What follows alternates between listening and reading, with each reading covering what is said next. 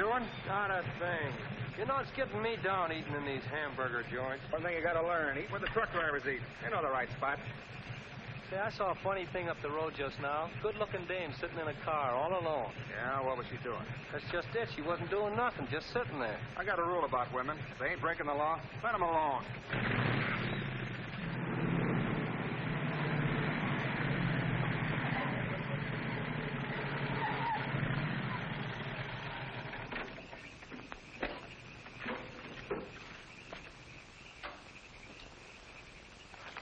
I didn't mean to disturb you, miss. Just wanted to be sure everything was okay. Excuse me, lady, but are you sure you're all right?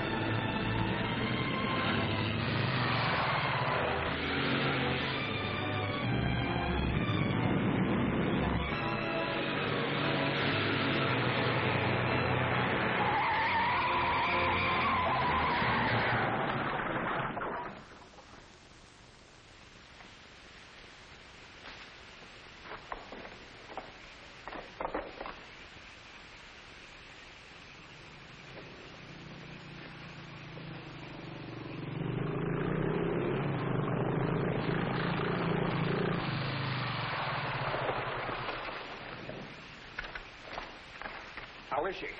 Luckier than she deserves. I just checked on her up the road. She was acting kind of strange then. I'd better call that ambulance. I doubt if it's serious, and I'm as good a doctor as you'll find at this time of night. Let's take her inside.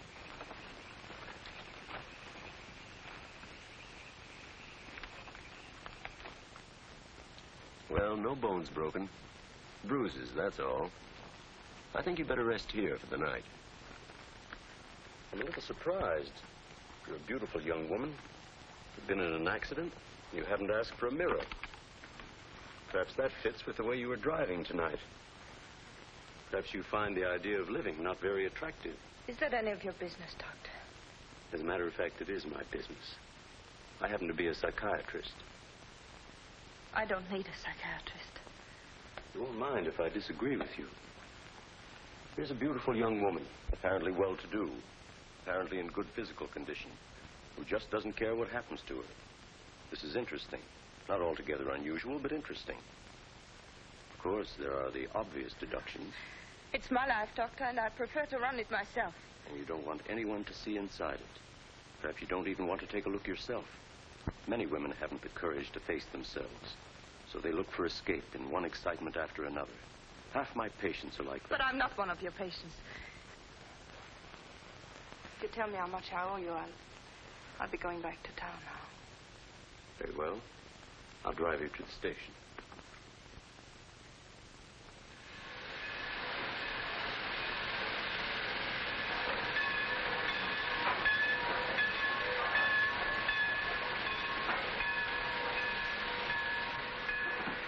Miss Damien, you're an intelligent woman, not an idiot. Will you promise me one thing? When you get ready to throw yourself off Brooklyn Bridge, will you come and see me first?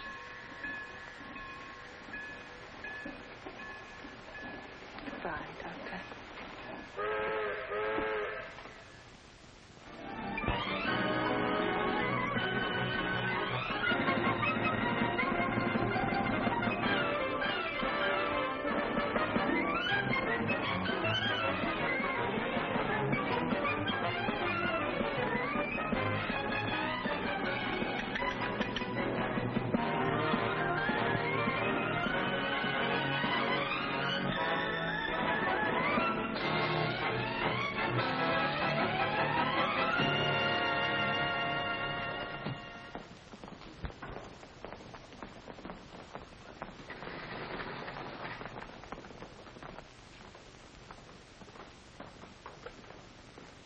Just what is our trouble?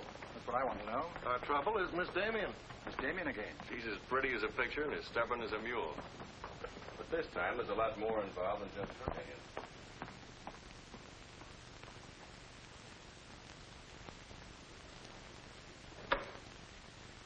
Come in, Miss Damien. We were just ripping you up back a little bit. So I gathered. There's nothing personal. It's about Mr. Cortland. Cortland. Oh, yes. He runs a jewelry store. He owns Cortland and Company. London, Paris, Fifth Avenue. You may remember him as one of our biggest advertisers. Oh, what Shirley wants to say. I know what Shirley wants to say. I always know what Shirley wants to say. He wants to know why I killed the art layout on Mr. Cortland's famous jewels. And I understand the April number goes to press without it. That's right. In the first place, it's no art layout. It's a press agent's dream. But the result is we stand a good chance of losing the Cortland account. Now, am I running my department or am I not? I haven't said anything, Miss Damien. Well, I had a talk with Cortland. He was decidedly acid about it. I'm not interested in Cortland. But if this magazine is going to submit to advertisers' blackmail, I'd like to know about it. Now, please, Miss Damien. If that's the policy, Mr. Cranish, you better get someone else to take my place. Please, Miss Damien, just a moment. Gentlemen, if you don't mind, I'll talk to you later. I thought I should bring this to your attention. You can't blame us for trying. No, of course not. No harm done, gentlemen. Madeline, you've got yourself all worked up. Come sit down. I'll get you a drink. No, thanks. I don't want one. No? What is this private blackmail of yours? Threatening to quit in order to win an argument.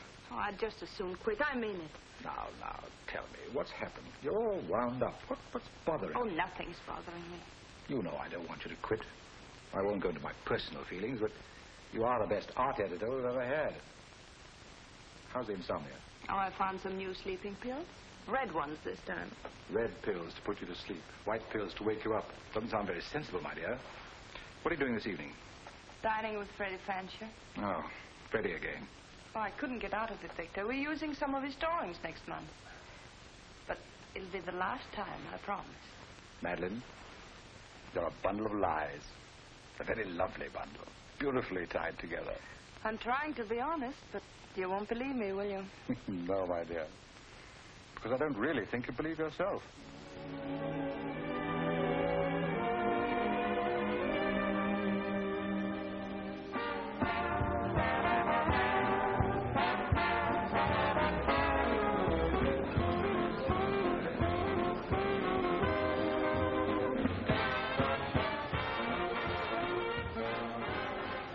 Why do you have to go back to that bore, Freddie Fancher?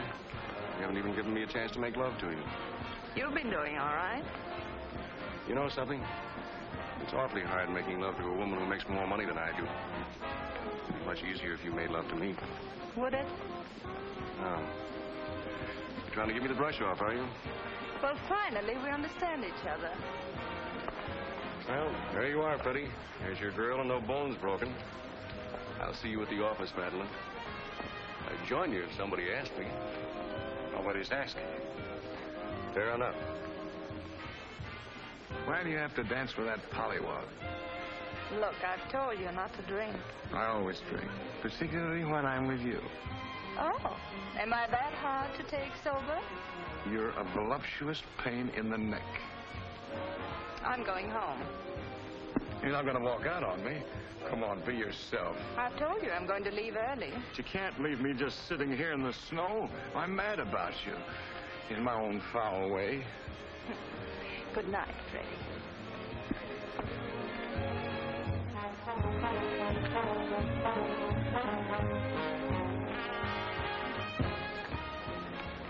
Any chance of getting a cab, Jim? I'll try, Miss Damien. Oh, Miss Damien, here's someone I know you're anxious to meet. Mr. Felix Cortland, one of our most prominent advertisers.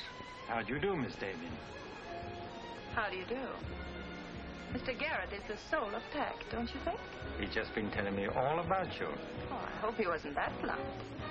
Oh, you needn't worry. I always form my own conclusions. Can I give you a lift anywhere? My car's just outside. No, thank you. They're getting me a cab. Oh, I'm very sorry. I'm sorry, Miss Damien. There isn't a cab around. Oh, how long do you think it'll be? That's hard to say.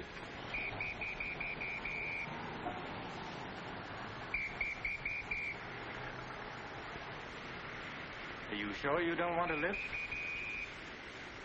Well, there doesn't seem to be any alternative.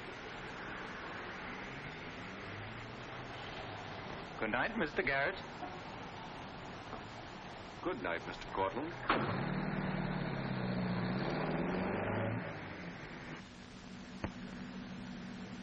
I wasn't very polite, was I? Neither was Garrett, for that matter. Oh, he always enjoys uncomfortable situations. You still feel uncomfortable? No. Frankly, I don't. Good, nor do I. You're not at all what I imagined. No? No. The big international jeweler. I happen to inherit a business that runs itself very nicely. As a matter of fact, you don't look like an art editor. More like a work of art. That layout on your jewels is still a wretched piece of copy. I can only admire your good taste. And I'm still not going to... I wouldn't try and persuade you for the world. Mr. Cortland, I think you're a very dangerous man. I only wish it was so. The truth is, I'm a very ordinary one.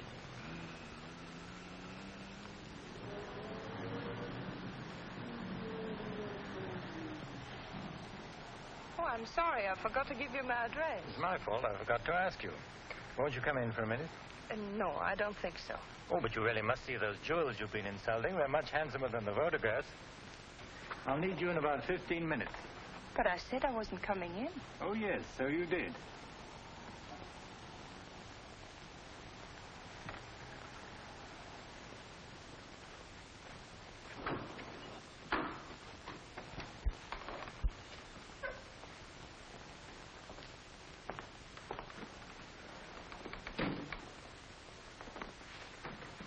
Let me take your wrap.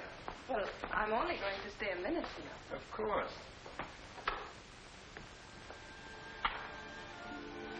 What a wonderful room. I've had this place a long time. In fact, I'm pretty disgustingly rich. Don't you find that rather pleasant? Oh, it's not so hard to take once you get the hang of it. I think I know all the troubles that come with money. And all the pleasures. Well, have you got me all figured out? Only what I see here. Good books, fine pictures.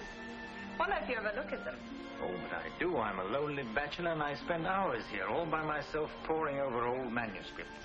You don't expect me to believe that, do you? Didn't my father paint that? Was Stephen Damien your father? Uh-huh. That's very interesting. Is it? I remember when he came here to paint that picture of my mother. Everybody was fascinated by him, especially Mother. Father ended by chasing him out of the house.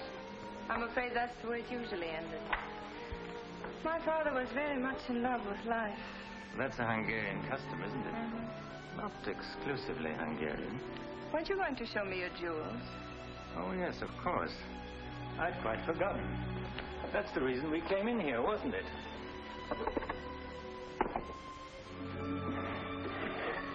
You ought to feel very flattered, Miss Damien. This safe is one of my darkest secrets.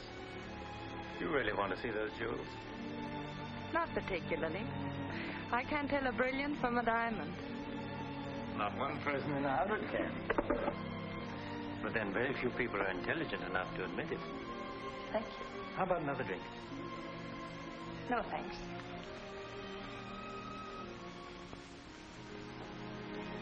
You know, you need relaxing. Lots of relaxing. I can hear your nerves snapping like rubber bands. I'm not nervous at all, see? You're a very curious mixture. A highly moral voice. That's not me, that's my mind. A man's mind, I'd say. Why not? I do a man's work. And desperate eyes. Eyes full of shadows. Insomnia does that. Does it?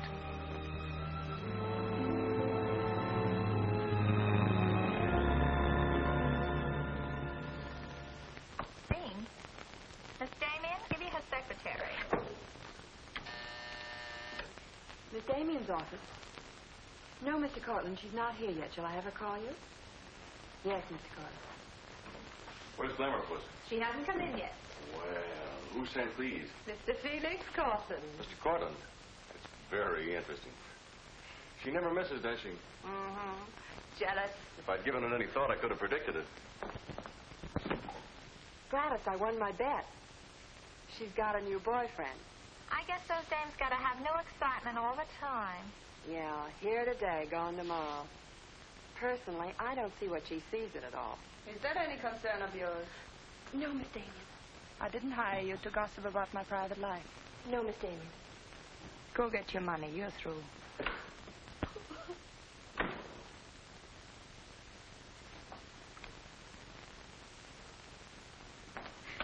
Damien, come in here.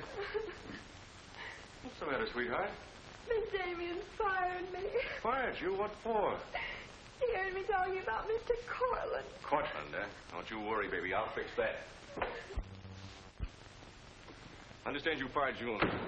That's right. What's the idea? I don't like people to gossip about me. You don't, eh? No, I don't. Well, it's pretty late to be thinking about a thing like that, and it's a rotten trick to take it out on your secretary. Get out of here. You don't think your life is a secret, do you? Boys were betting 8-5 this morning that the Cortland layout would be in the next issue. You're disgusting. Madeline, why don't you get wise to yourself? Everybody else is. One romance after another. That's your whole life, and you adore it. Get out. You try to dress it up with pretty words, but you don't fool anybody. They know what you are, and you'll never change. Get out! You don't care because it's too much fun.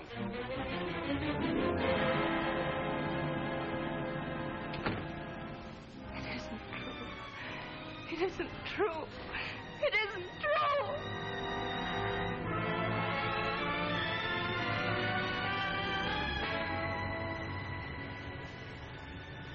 I'm a little surprised. Here's a beautiful woman who just doesn't care what happens to her.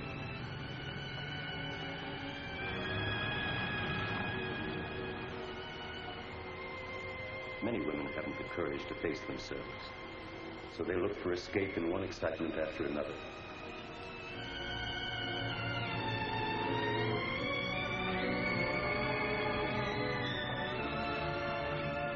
Perhaps you find the idea of living not very attractive. Lady, if you want to kill yourself, why don't you try the fridge?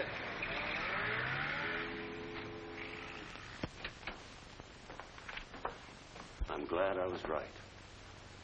An intelligent woman, not an idiot. Sit down. That's it. Now, if you feel like talking, just go ahead and talk. You're afraid, aren't you? Well, it's our job to find out why. To explore the shadows and throw light on what we find there. Then you'll be able to see yourself clearly and face yourself honestly. When you can do that, you won't be afraid anymore.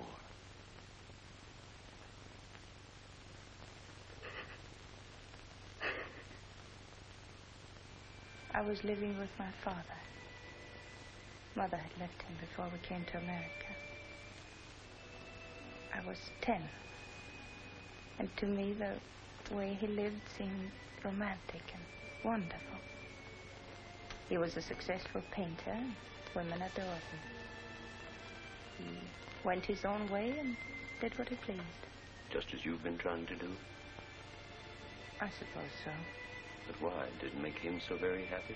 Oh, I was certain he was the happiest man in the world. Until he killed himself. And you couldn't understand why he did it. You understand now? I think I do. Did you ever do any painting yourself? I used to. Why'd you give it up? Oh, didn't pay enough. And besides, I didn't want to be like my father. I wanted my own life. And have you been living your own life? Of course I have. The kind of life you really want? I don't know. I don't know. Don't you think you've been hiding from yourself? Did you ever try and discover the person you really were, deep down underneath? I never cared to. I'm not so sure I do now. In that case, I'm afraid I can't help you. But of course, that's entirely up to you. Shall we go on then?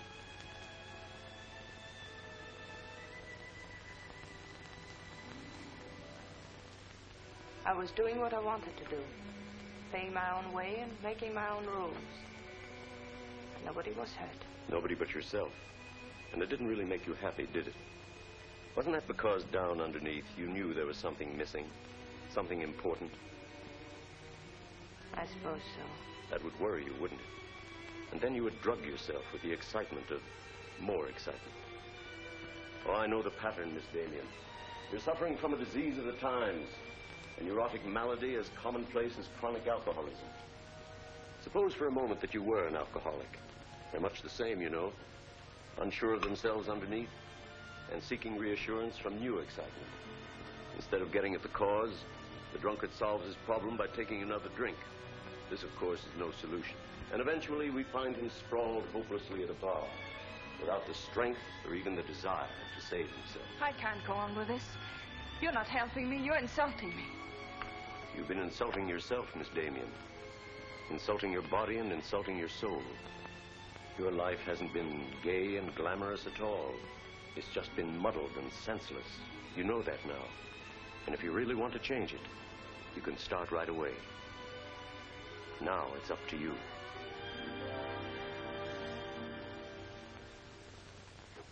You can have my apartment, Ethel. The rent's paid till the end of the month. Darling, I feel like a vulture, wheeling over your head. I'm not in, whoever it is. Miss Damien's office.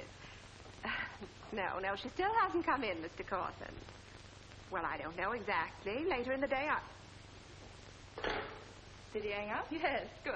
Let me call him back, darling. You may be sorry later. Everything in this file returned without comment. This I would ask to see more of their work, and these you may be able to use. But you haven't given me your new address.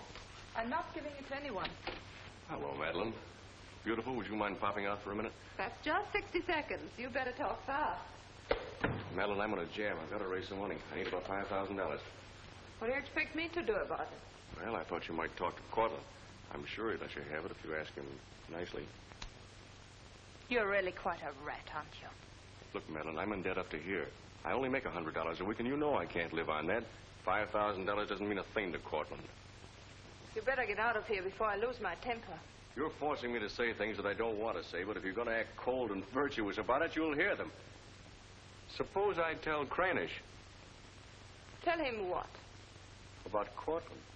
You know, you've got a very nice job here, but you won't have it very long if I tell Cranish. I don't want to tell him, but... What's so funny? As a blackmailer, you are pitiful. Go on, tell him. Tell him what a rat I am, and you are, and he is. Go on, use my phone if you want, and my desk, and my office. I'm through with all of them.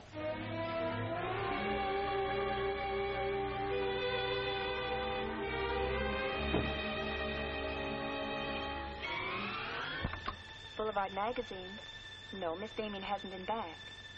Just a moment, please. I'm sorry, she doesn't work here anymore. You might try at her home. Waldorf Apartments. Waldorf Apartments? Miss Damien? Oh, no, she gave up her apartment. Why don't you try the post office? Dahlgren? Dalton? Damien. Here, Richard Caleb, 137 West 50th Street.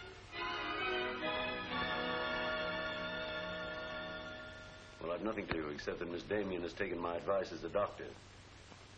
She'd been living in an area of infection, and she's removed herself from it. I take it you consider me part of the general contamination. Now, you've come here for information, not diagnosis.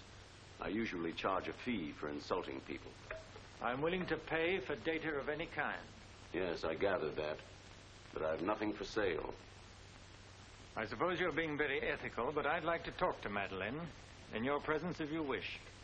Miss Damien is living under a different name in a different world. She told me to tell you, if you inquired, that she was busy growing a new soul. Now, would you please keep off the grass? Goodbye, Mr. Cortland. Goodbye, Doctor. Doesn't it ever worry you, playing the almighty in this fashion? Not particularly. I'm used to it.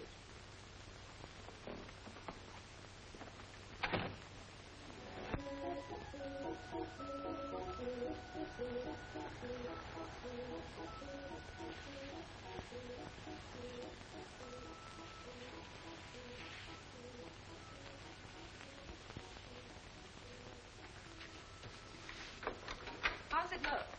It's better than torn wallpaper. So you think I've talent, then? You'll do better after you get the hang of it. I only hope the new tenant will like it. Well, he seems awful particular. He's a floor walker at Macy's. Oh, well, you can always give it back to me. He'll never sell it, you know. Take my advice and try something more cheerful. You know, like flowers and butterflies. I'll do that. Thank you, Mrs. Geiger.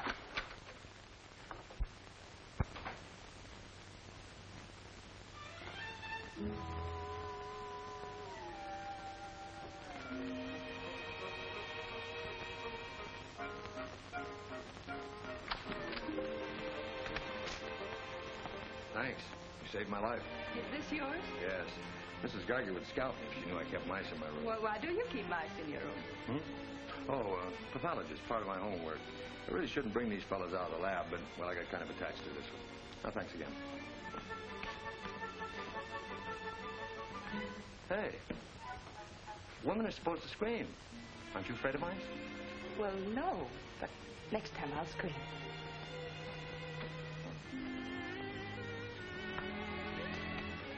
Good afternoon, Miss Green. Hello, how's the work going? Oh, all right, I think.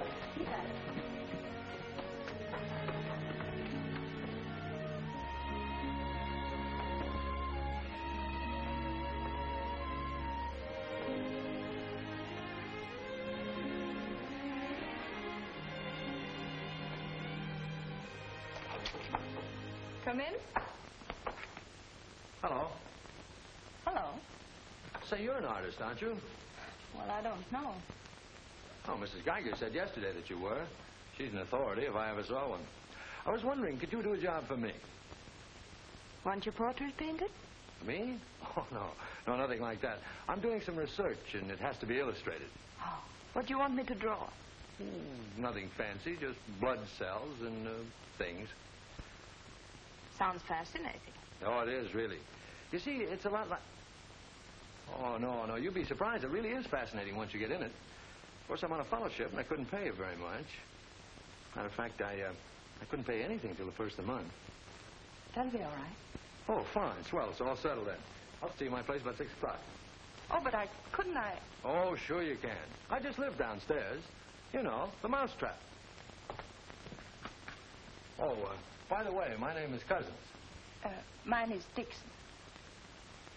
Very glad to know you, Miss Dixon.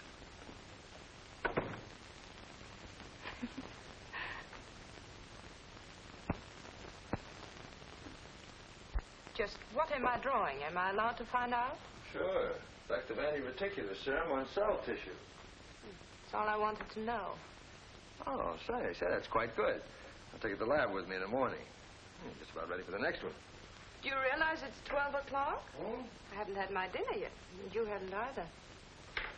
Oh, gosh, I'm sorry, but well, I got so wound up on this. So did I, but now I'm hungry.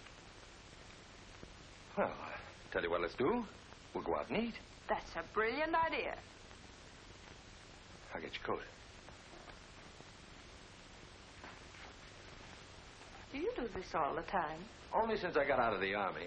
I was lucky to get this job of research. Now I've got to get it finished. Then what?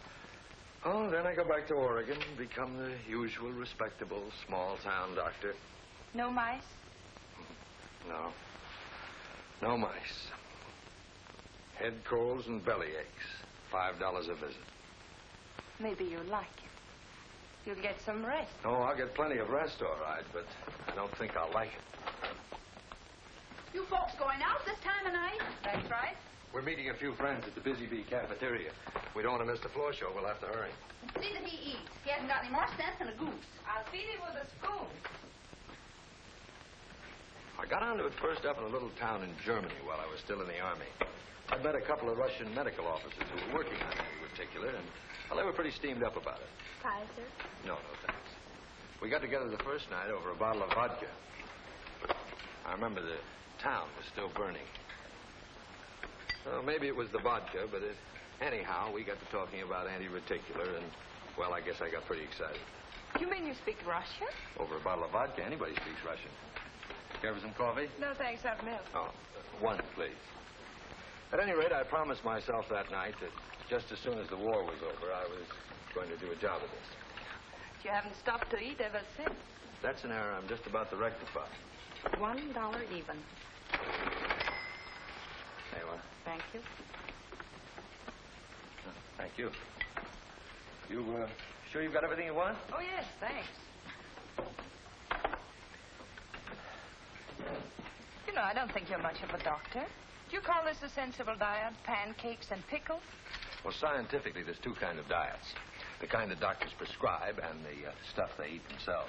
Oh, but you're always in such a rush. You can't make scientific discoveries that way. Sure you can. Take Banning. He saw some flies nibbling at a piece of pancreas. Figured out that there must be sugar in it, and in 1 minute he had the idea for insulin. You know, you're a very lovely girl. You're not being very scientific, Doctor. Oh, but I am. It's the very heart of science. It's the truth. Let's talk about insulin. Insulin.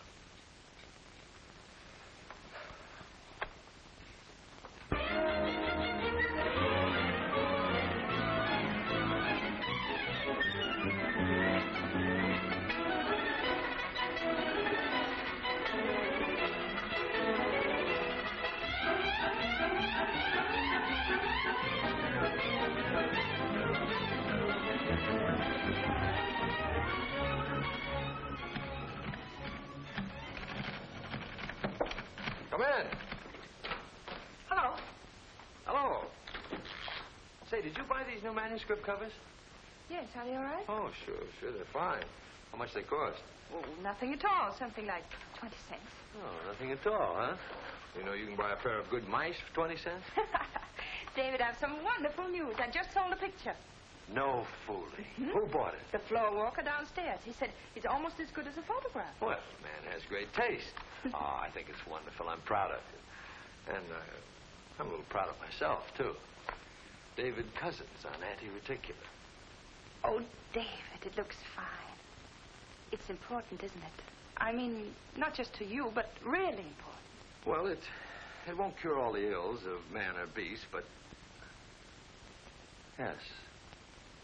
Yes, I think it may be important.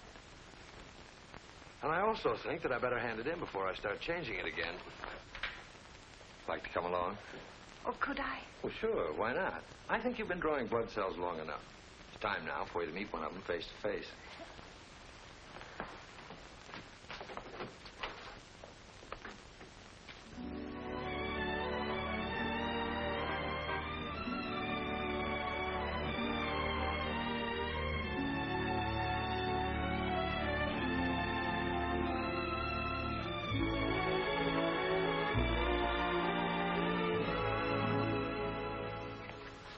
I hope your text is as good as your illustrations. I hope so, too, sir.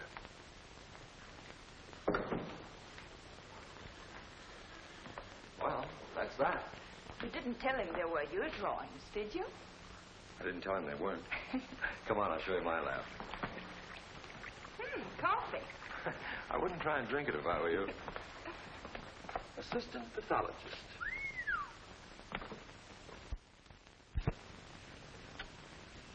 Well, this is me. How do you like it? Oh, I think it's wonderful. But how do you find anything in this place? Been here for 6 months and I haven't lost anything yet. Doesn't matter anyway. If the boss okays my research, I'll be out of here in a week. Back to Oregon? Yes, back to Oregon. All that way just to make a living. Is it as bad as all that? Oh, what's the use in kidding, Madeline? I'm so much in love with you, I can't see straight. I haven't done any work in here for days. I just sit around waiting until I can see you. I know. Because that's just what I do. Wait to see you. Darling. Oh, darling, I never felt like this about anyone before. Tell me, when did you first know? Oh, when I first saw you, I think. Yeah, me too. I'll never forget you standing in that hall with a mouse in your hand. Only I didn't know then what was happening. I thought I had the flu. Will you marry me? Oh, David. Well, will you? We don't know each other. I mean, you don't know me. Oh, but I do. Of course I know you. Now, what do you want to know about me? David Cousins, M.D., University of Oregon, Captain Medical Corps Reserve, young, healthy, and very much in love. Will you marry me? Oh, please don't ask me now. Well, I've got to ask you now. I want to marry you now. Please give me time, David. I'm all mixed up.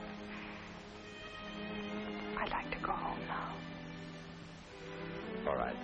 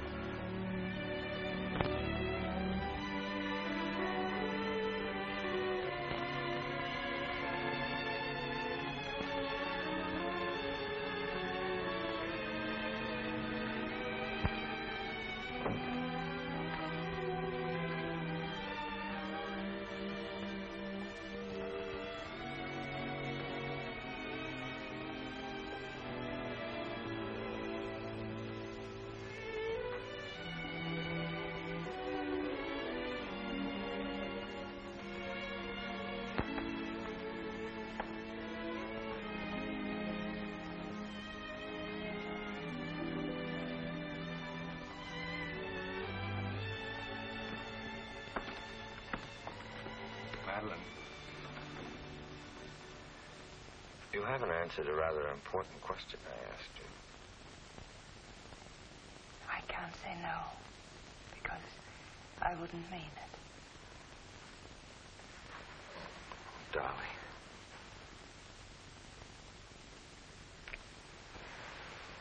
David, I do love you.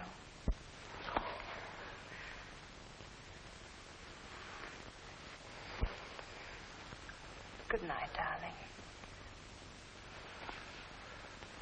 Good night.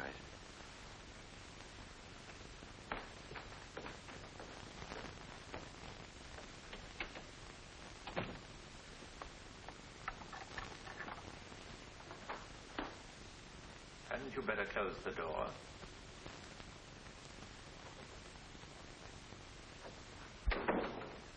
A gentleman I hired provided me with your new address and the proper keys. Suppose someone had seen you. You wouldn't have cared, would you? I didn't think it mattered. You see, I expected to find you wretched and lonely, grappling with your complexes. Rather naive of me. Will you please go? Of course I'll go. But before I do, wouldn't you like to tell me about him? Why? I'm in love. Now, laugh if you want. I don't feel like laughing. I've always wondered if it were possible for people like you and me. And you think you've really got it? Love eternal, the fireside, the slippers, the whole thing? Yes, the whole thing. I'm very glad for you. And I think I'm a little sad for myself. You haven't told him, have you? Told him what? Well, about me, for instance. Why should I tell him? You're absolutely right. You shouldn't. Men prefer to keep their illusions, don't they? Please go. If you ever need me, you'll let me know, won't you? And don't call the past too many names.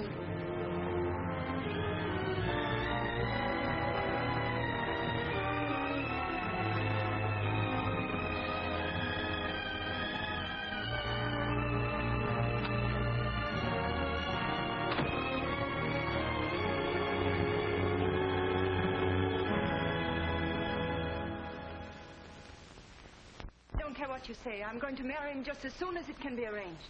You want to run away from your problem? I'm not running away. How you know? You're looking for security from someone else instead of building it within yourself. But I love him. I can't talk to you if you don't believe me. Falling in love doesn't cure everything overnight. What do you mean? Let's be honest. There's a side of you that hasn't fully changed. Isn't that true? That is true, isn't it?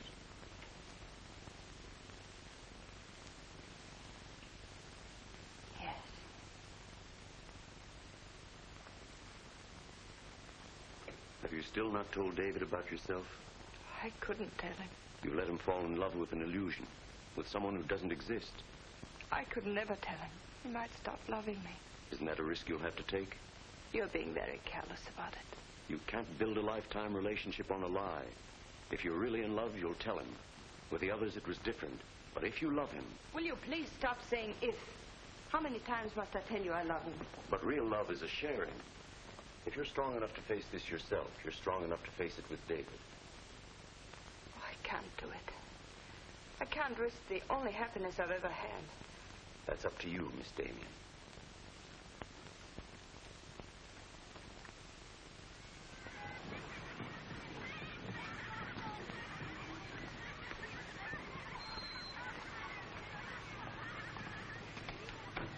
Hi.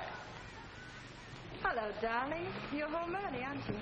Well, I didn't get fired, if that's what you mean. Dr. Lutz read my paper. Really? What did he say?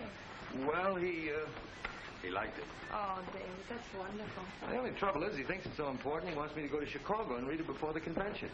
Oh, David, no. Well, that's not my idea. I don't want to go. Well, when will you have to leave? Tonight.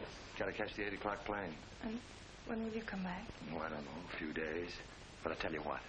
As soon as I get back, let's get married. You can get a license in 3 days, and it only takes 15 minutes to get married. You still want to marry me, don't you? Oh, more than anything in the world.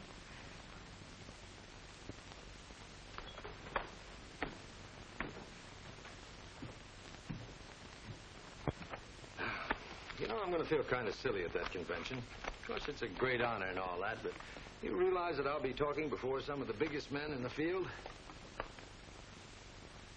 What's the matter, darling? Nothing. I was just thinking how I'd feel if you didn't love me. Oh, don't be silly. Not a chance. David, could you ever stop loving me? Well, that's really a gruesome thought. Of course not. Even if there was a reason? The world is bothering you. Nothing. I just wanted to be sure. Sure about what? That you loved me and not the illusion you built up about me. Scientists can't believe in illusions. I believe in you. You're the best thing that's ever happened to me. 4 shirts. I wonder if that'll be enough. Come to think of it, it'll have to be. That's all I've got. Socks? Well, that just about does it. Madeline, was there something special on your mind? Something that you wanted to tell me? Just that I love you, that's all.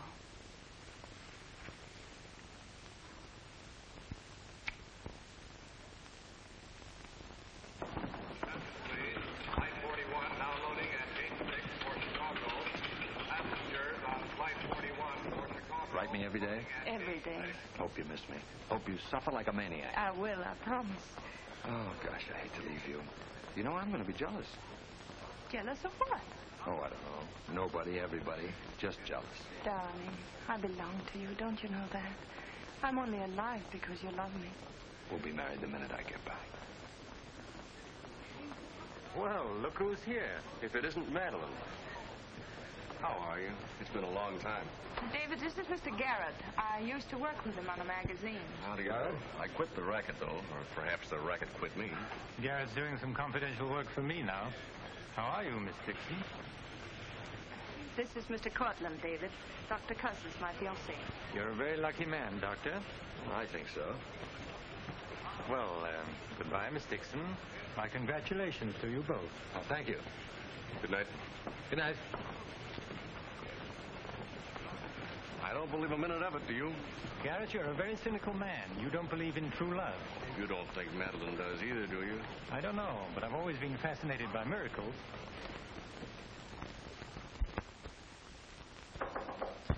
Come in. Telegram for you, Miss Dixon. I thought I'd bring it up myself. I thought it might be important. The news?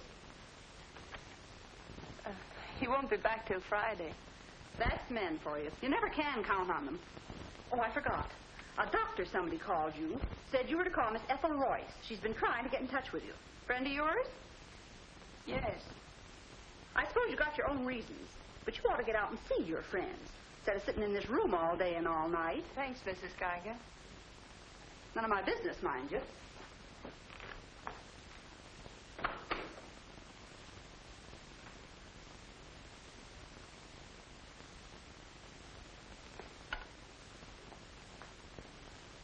Ethel, this is Madeline. Madeline. Darling, but this is really a voice from the dead. I pestered that doctor of yours for hours. I just have to talk to you. Well, what about? Well, you remember that art supplement, the one you started? Well, I do need your help, dear. I'm in an awful mess. Sorry, dear. I'll never come into that office again as long as I live. Oh, but I wouldn't ask you to do that. Just meet me somewhere. It'll only take an hour, I promise. Well, if it's just the two of us. All right. I'll be there at 5. Oh, so relieved. We were really desperate. Wonderful. I'm just dying to see you. Bye, dear. She'll do it. Good. Wonderful thing. Professional pride. It never dies. How'd you sound? Awful. What do you expect? Too bad. Victor, I don't want you to be there. Wouldn't think of spoiling your reunion, my dear. I don't trust Madeline, doctor or no doctor. Nor you either, my sweet.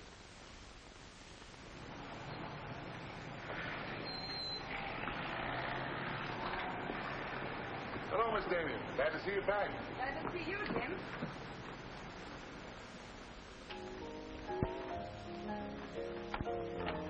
Hello, Luigi. Is Miss Royce here? She just came in, Miss Damien. We missed you, Miss Damien. Have you been away? No, but it's nice to be back just the same. Hello, Ethel. Darling, you look wonderful. A little pale, but so interesting. You know, I can't stay very long. Oh, I understand, dear. We'll get right to work. The usual, Miss Damien? Well, I don't know, Carl. You'd better. Wait till you see the mess I'm in with the supplements. All right, Carl. Darling, I'm just dying to hear what you've been up to. You must tell me everything. But there's nothing to tell. Come on, let's go to work.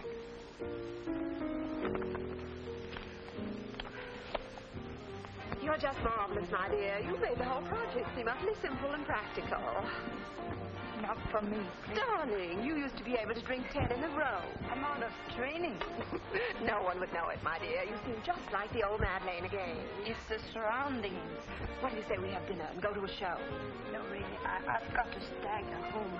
Madeline, my dear, this is a surprise. Victor, hello. What good fortune running into you like this? Do you mind? Don't let him fool you, Madeline. You heard me making the date with you. It's true, but I'll deny it. Frankly, I wanted to have a look at you. You look very dashing for a hermit.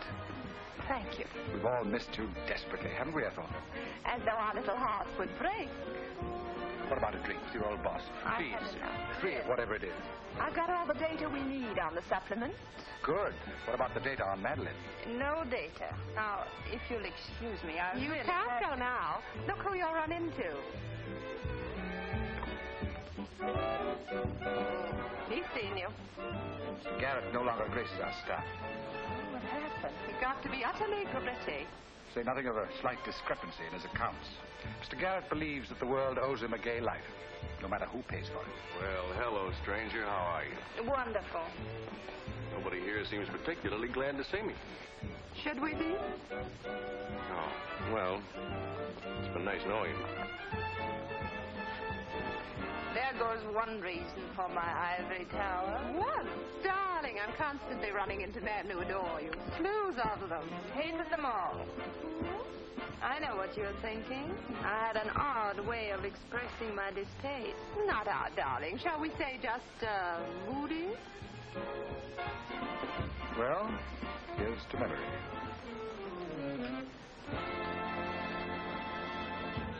May I speak to Mr. Cortland, please? Just a moment, sir.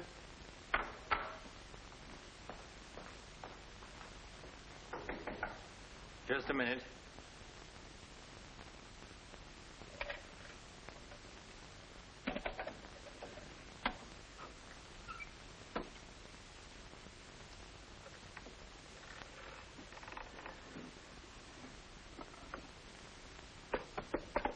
Come in.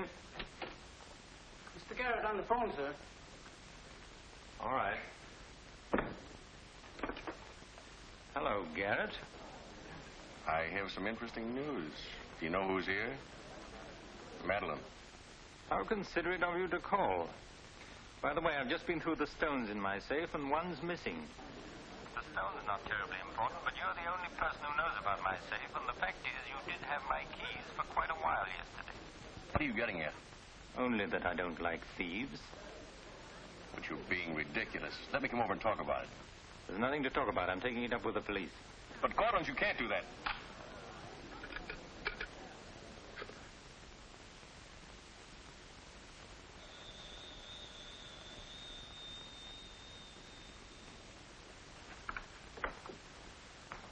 Mr. Garrett again, sir. Tell him I've gone out. I'm sorry, Mr. Cortland has just left.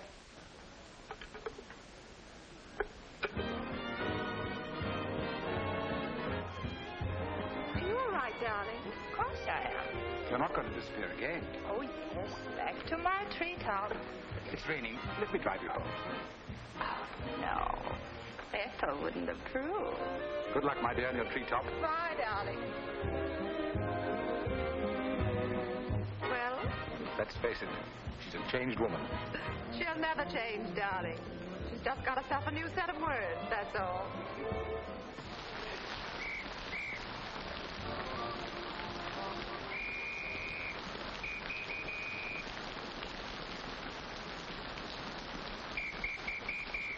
Madeline. Hop in. No, thanks. I'm waiting for a cab. Don't be silly. There are no cabs. You'll get drenched. Please. I'll drop you off. I'm going home alone. Come on, in you get.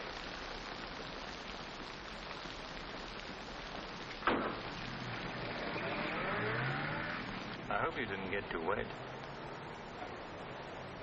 Your concern is touching. Quite a coincidence finding you in the rain. Is it? I can't lie to you, especially when there's no point to it. I was informed you were playing hooky. You're detestable. I'm really not detestable at all. I happen to be very fond of beauty, which shouldn't be a crime in your eyes. Please, no debates. I'm a little dizzy. A good dinner will soon take care of that. Why do you always hound me? You know I despise you and everything you stand for. There's always a chance I may be able to improve your opinion and your manners. I'm sleepy. You know you're very lovely. Please don't bother. I'm not listening.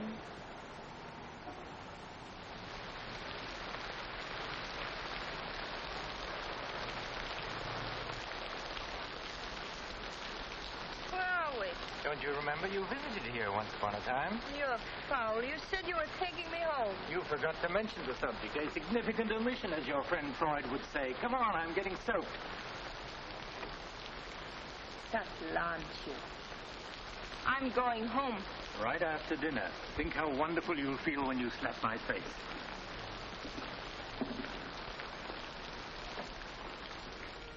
That'll take the chill out of your bones and maybe even your heart. Still cold? Oh, no. It's quite warm in here. Cigarette? Thanks. Very warm. Light? No, I'm not really detestable, am I? No. I am. Why? Because I ought to go home. In this rain, you mustn't even think of it. You see, you are detestable. And you've been very annoying for months. Madeline, we belong together. You know that. No, I don't know that. Of course you do. We feel the same way about life. You're not making sense, Mr. Cortland. Why make sense? Doesn't this make more sense than talking and lying? No sense at all. Then what would you call it, darling? Stupid. Madeline, you're wonderful. Stupid. You're sweeter than ever. I'd better see who it is.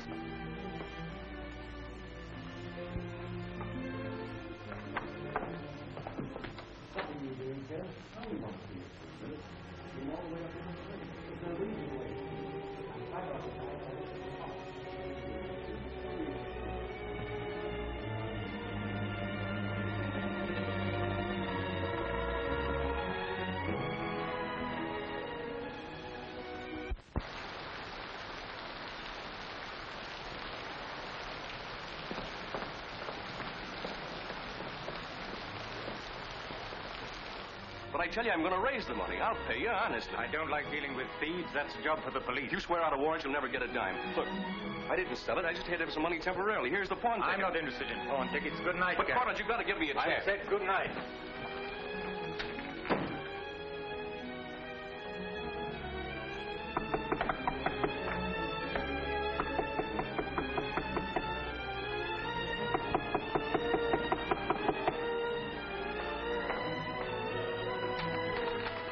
Let me talk to you. Let me explain this. You stupid fool. I'll have the stone back. I'll get it to you. I promise I will. All I need is a little more time, just a couple of weeks. What are you doing? Phoning the police. You can't do that. I'm not going to let you ruin me.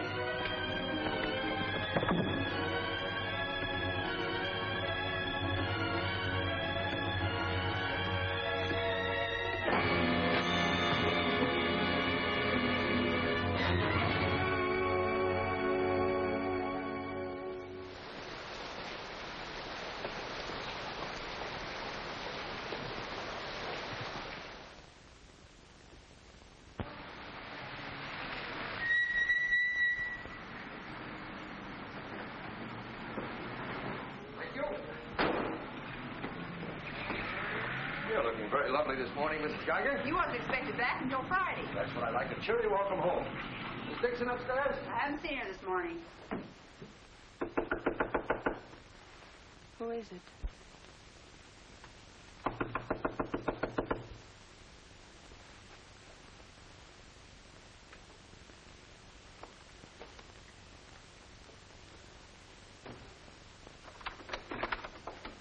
Hi. Darling. Oh, I couldn't wait till Friday. I just said my little piece and ran out on them. Oh, I needed you so badly.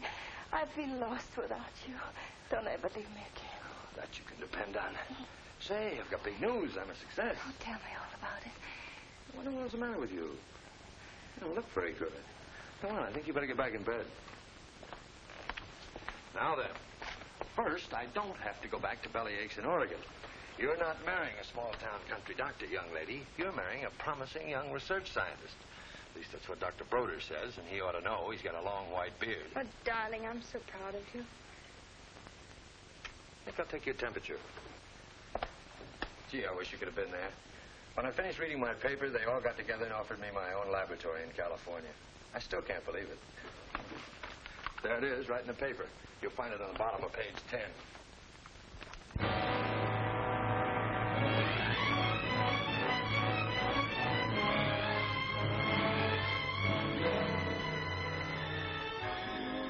He makes you feel that you're really important. You know what he said to... Madeline, what's the matter? Oh, darling, you're cold as ice. You've got a chill. You stay right here. I'll be back in a minute. Oh, don't go. Don't leave me. I'll only be a second. I want to get a hot water bottle and some more blankets.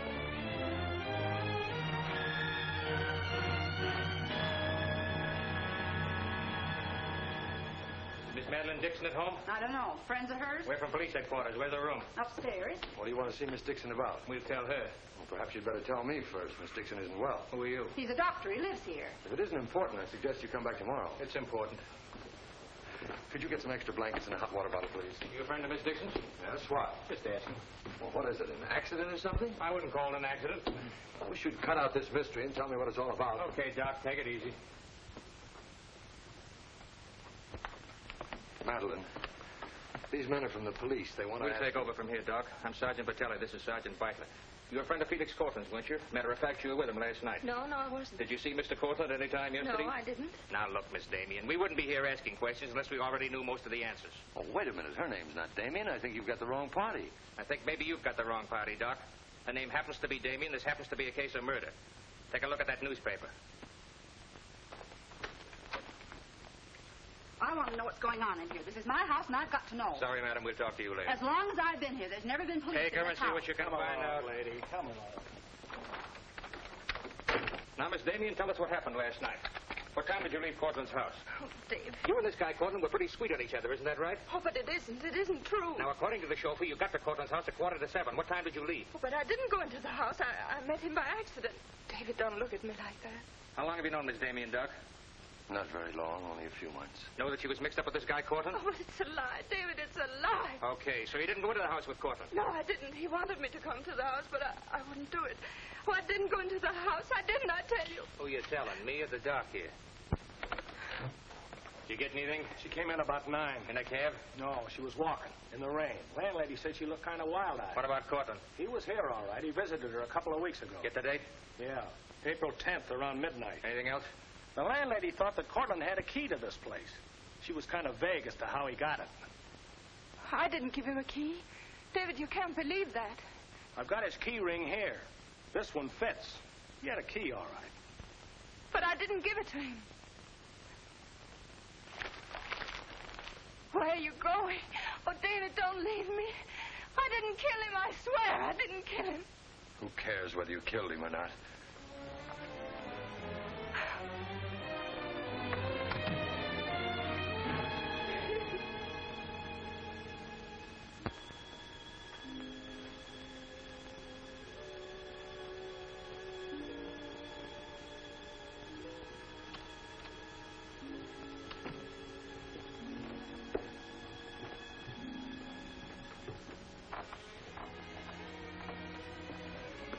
Could I see him for just a minute? Well, it isn't regulations. Okay, 60 seconds. David, please listen to me. You lied to me. You've always lied to me. But I'm not lying now. I didn't want to go with him. He said he'd drive me home. And he made love to you, didn't he? Oh, don't deny it. Of course he made love to you. He had a key to your room. I should have told you many things. I tried to, but I just couldn't. If this thing were so innocent, you would have told me. When I said I was in love with you. When I asked you to marry me. I was afraid, David. I was afraid you wouldn't understand. You bet I wouldn't. Before I met you, I was horrible. But you changed all that. You made me sane and happy. Why keep on lying? You tried that upstairs and it didn't work. Look, I was in love with you. All right, I made a mistake. I thought you were something wonderful, and you turned out to be something else. So let's just forget about it. The only thing that you can do for me is let me alone. I love you, David. I'll always love you.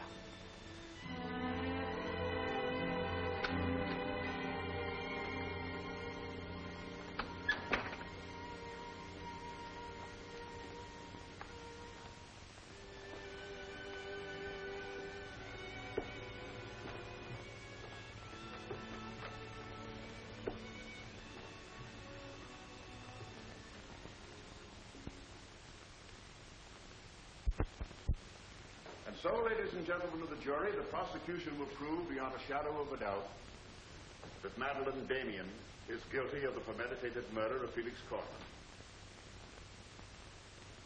We will prove that she was in his apartment the night he was murdered. We will prove that her fingerprints are on the table lighter with which he was murdered. And we will prove further that she had a motive for the murder. For after all, this is a very simple story. To one man, Dr. Cousins, she was a pure and noble woman. To the other, Felix Cortland, an irresponsible light of love. Too self-indulgent to be faithful to the man she wanted to marry. Too weak and lacking in character to break with Cortland. Her twisted soul was bent on a heartless deceit. To make one man believe what all others knew to be a lie. And when Cortland threatened to expose her, she went to his apartment to plead with him in the only way she knew. She embraced him. She made love to him. And when, in spite of that, he threatened to expose the lie that she was living, she silenced him forever. Ladies and gentlemen of the jury, the state asks you to find Madeline Damien guilty. Guilty of murder in the first degree. On the night Mr. Cortland called on the defendant, did you let him into her apartment? I certainly did not. How did he get in then? He must have had a key of his own. The key of his own. Where was the defendant when he arrived? Out to the doctor, I suppose, pulling the wool over his eyes.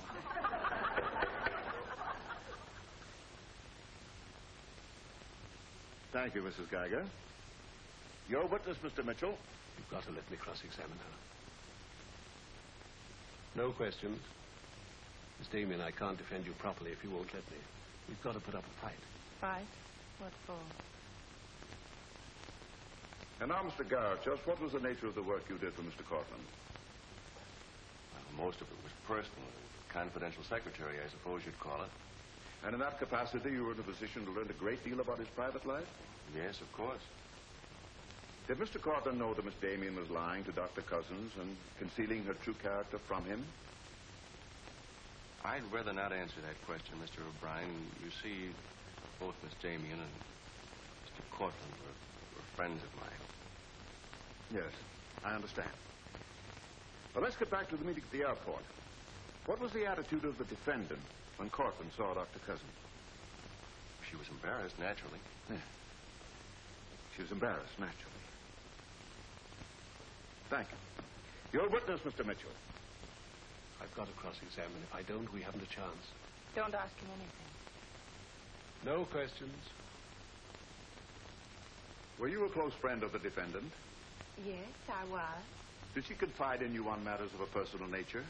Yes, she did. If you were asked in this court, do you think you could recall any of those intimacies? I could recall some of them in lurid detail. Your Honor, I object.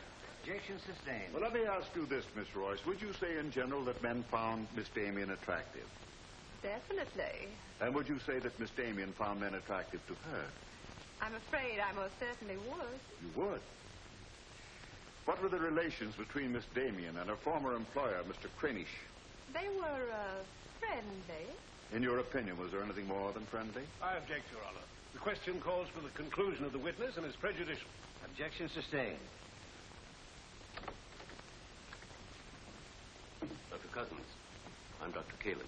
Miss Damien's a patient of mine. I don't happen to think she's guilty of murder, do you? No, I don't. She may be guilty of other things, but in there she's being tried for murder. And she won't even defend herself. She's got a pretty good lawyer, hasn't she? She needs your help, Doctor. In her own mind, she's not on trial for murder. She's on trial for those other things. And it's not the judge who's trying that case, it's you. I don't want to be rude, Doctor, but I don't think you know what you're talking about. I'm sorry to disagree. You see, I've been treating Miss Damien for some time. I happen to be her psychiatrist. Dr. Caleb. I'm sorry to have bothered you, Doctor.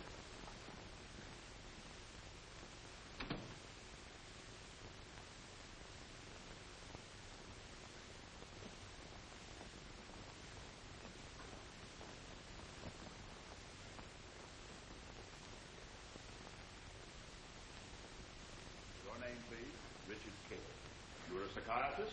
I am. Miss Damien came to you as a patient? Yes. Did she come of her own free will? Yes, of course. Isn't it true, Doctor, that people do not go to psychiatrists unless they consider themselves, well, shall we say, not well balanced? In general, that's correct. As a matter of fact, wasn't Miss Damien on the verge of committing suicide when she made her first visit to you? Your Honor, I object. Well, no matter. We'll prove that by other witnesses. However, is it not true that people who come to you as patients come with problems? Objection. Objection overruled. Well, Doctor? There'd be no point in their coming to me if they didn't have problems. So the defendant came to you with a problem. Do you mind telling us, Doctor, in your opinion, just what was Miss Damien's problem? That is a confidential matter between doctor and patient. I'm afraid I can't discuss it. Well, during the course of your treatment of Miss Damien, did you ever discuss her relationship with Dr. David Cousins?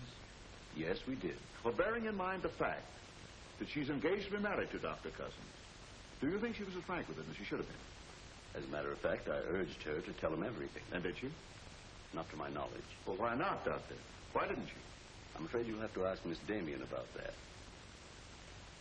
Did you ever meet Dr. Cousins? Yes, just a few minutes ago. Well, I'm sure you found him a reasonable, intelligent young man, and yet the defendant refused to confide in him. Having met Dr. Cousins, I think I can see why Miss Damien hesitated to confide in him. Do you mind telling us why? It's my impression that Dr. Cousins hasn't the capacity, either emotionally or intellectually, to understand a problem like Miss Damien's.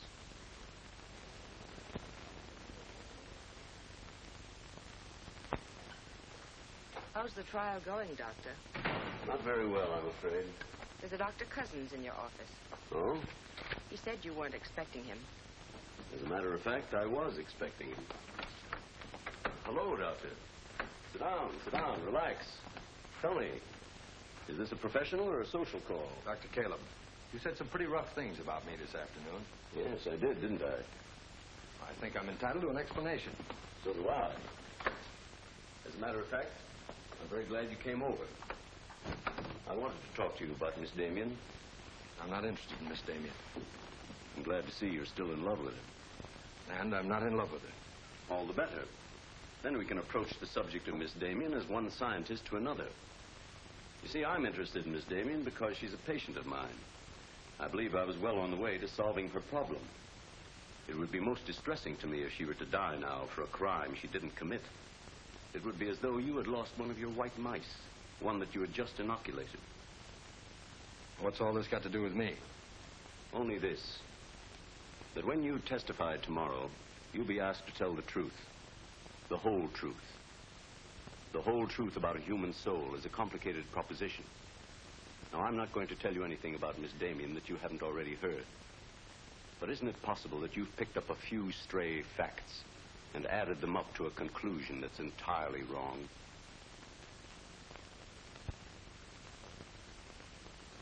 Won't you sit down, Doctor?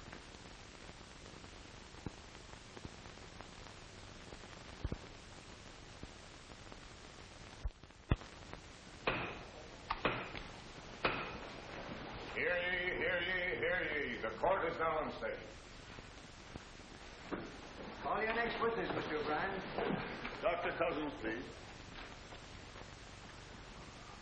This will be their last witness. You've got to let me put you on the stand. I tell you quite frankly, Miss Damien, if you won't testify, you haven't got a chance. Raise your right hand. You solemnly swear to tell the truth and the whole truth, nothing but the truth, so help you God? I do. Please be seated. Your name, please. David Cousins. Under what name did you know the defendant? Madeline Dixon. Did she ever tell you her true name? No, sir. Did she ever lie to you about her identity? Yes, sir. How long did she continue to lie to you? Till the morning the police came. Did she ever tell you about her relations with Cortland? No, she didn't. You proposed marriage to the defendant, and she accepted you. Yes, sir. And still she didn't tell you about Cortland? No, sir.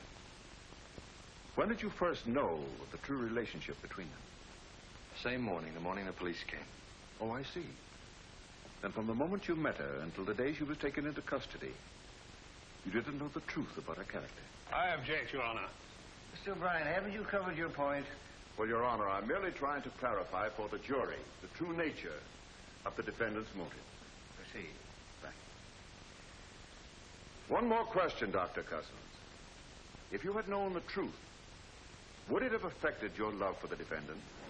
Your Honor, I must protest. Let him answer. Objection withdrawn. And now, Dr. Cousins, if you had known the truth, would it have affected your love for the defendant?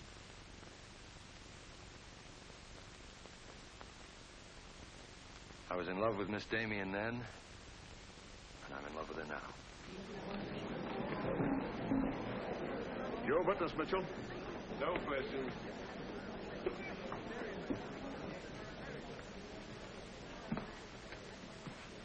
Did you really mean it? Yes, I really meant it. I can't believe it. Now will you let me put you on the stand?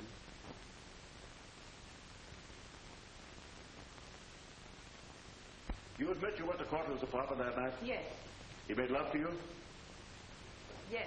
Did you have any conversations about Dr. Cousins? No. Positive? Yes, I am. But tell me, Miss Damien, were you in love with Felix Cortland? No, I wasn't. Were you in love with Dr. Cousins? Yes. Oh. But you went to Cortland's apartment nevertheless. Yes, I told you that. You were in love with one man, yet you chose to visit the apartment of a man you didn't love. Did you go of your own free will? Yes. Mr. Cortland didn't force you or threaten you? No. Then why did you visit him? I don't know. I made a mistake. You've made a mistake. As you've told us on several occasions that you and Mr. Cortland were interrupted by a mysterious intruder. Can you tell this jury anything definite about that person? Anything at all? No, I didn't see him. You didn't see him? I only heard his voice. You seem very certain it was a man. It was a man. What did he say? Well, I don't know. They were talking in the hall. I couldn't tell what they were saying. Yes, you heard a voice. You were willing to swear it was a man, and you couldn't hear what he said. And what sort of a person do you think would be calling at that time of night? A bill collector?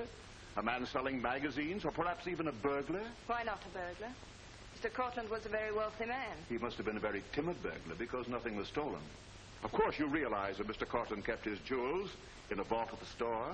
Not all of them. He kept some at home in his safe. Safe? What safe? The one in his living room? You didn't by any chance see that safe, did you, Miss Damien? Yes, I did. The court, please. This is the first we've heard about a safe. I asked for a recess to examine the apartment. Well, Your Honor, we've been all over the apartment. But if there is a safe, and if it has been robbed... Gentlemen, court is adjourned until tomorrow morning. I suggest the district attorney, the attorney for the defendant, examine the apartment together.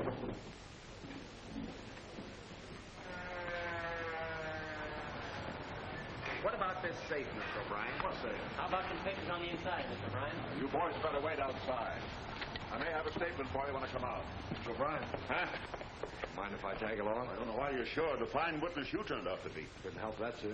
All right, Garrett, where's the safe? Me, Mr. O'Brien? I don't know of any safe in here. I didn't think you did. If you want an unbiased opinion, I don't think there is a safe. Well, here's the learned counsel. Perhaps he knows. Where's the safe, Mitchell? My assistant's checking the location with Miss Damien. He'll be along in a minute. Oh, you're on a dead one. While we're waiting, maybe Mr. Garrett could tell us where the safe is. I've asked him. He doesn't know. I don't understand that, Mr. Garrett. You were very close to Cortland, weren't you? That's right. I was sure if there was a safe in here, I would have known about it. At least I would have seen the key to it. The answer's very simple. There is no safe. What did you find out? I got the dope on him, Mr. Mitchell. Splendid. It's over here in this bookcase. You were wrong for once, Mr. O'Brien. Could be. What do you know about that? Have you got Cortland's keys? There they are. Thank you. That looks to me very much like a safe, Mr. O'Brien. Yes, it does, doesn't it? But not like a safe that's ever been robbed.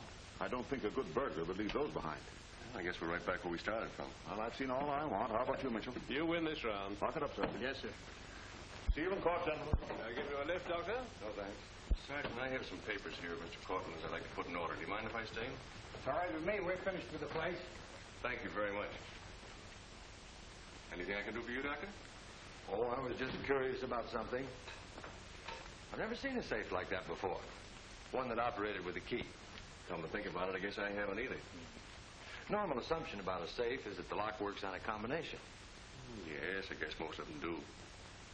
I was wondering how you knew that this one worked with a key. You said you'd never seen the key to it. Did I say that? Uh-huh. I guess I must have said something I didn't mean.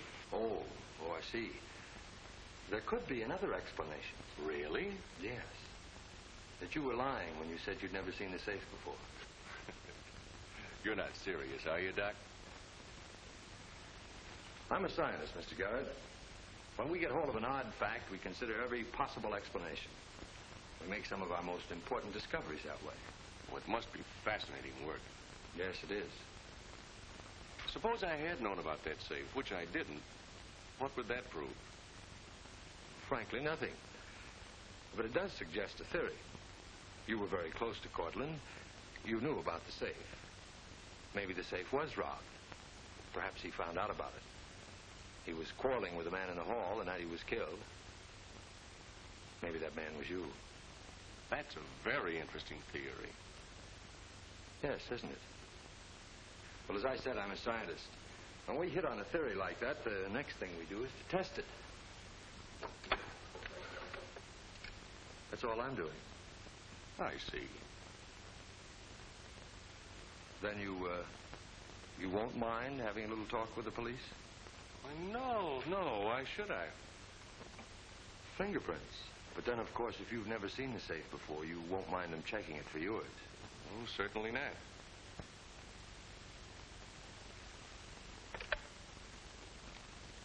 The number is Spring 73100.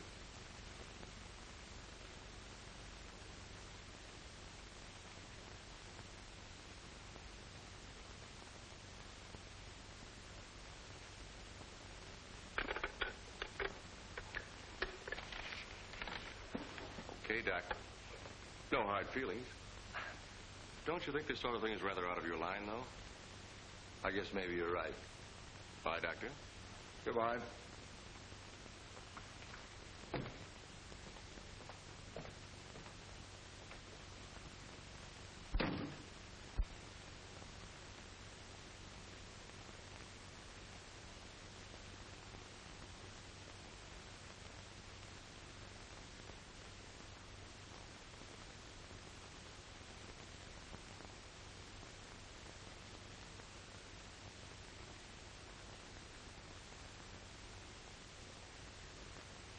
Spring 73100, wasn't it, Mr. Garrett?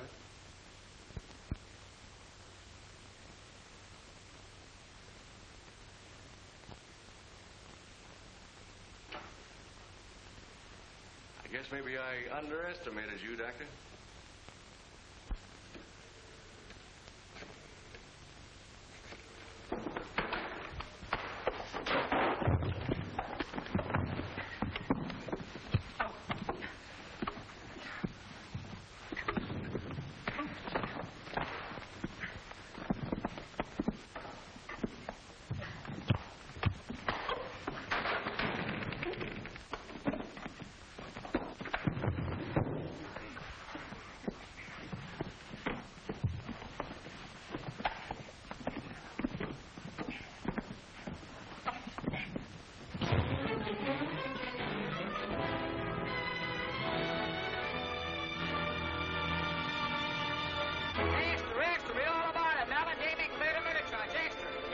From the Associated Press newsroom. Bulletin.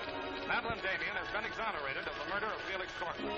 Full confession by an ex-employee, Jack Garrett, is in the hands of the district attorney. It was a trial marked by many surprises.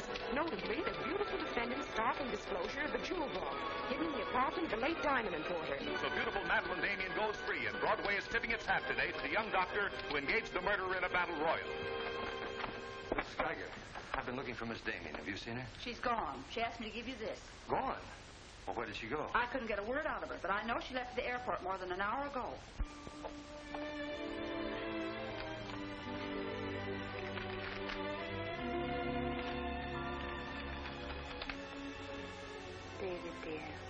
I can still hear your voice in that courtroom, and I'll never forget what you said.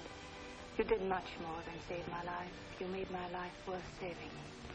I can't bear to tell you how much I love you and want to marry you.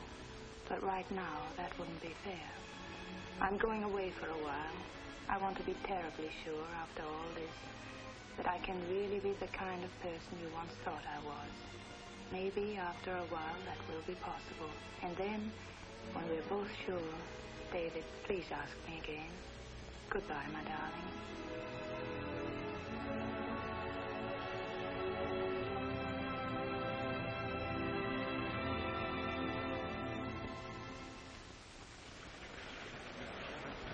Passengers on Flight 41 boarding at Gate 6. Will you try and see him once in a while? Of course. You see, I want to be sure of myself. I'm sure of you. Are you really? After what you've been through, I'm very sure. All aboard, please. Goodbye. I still think you're making a mistake.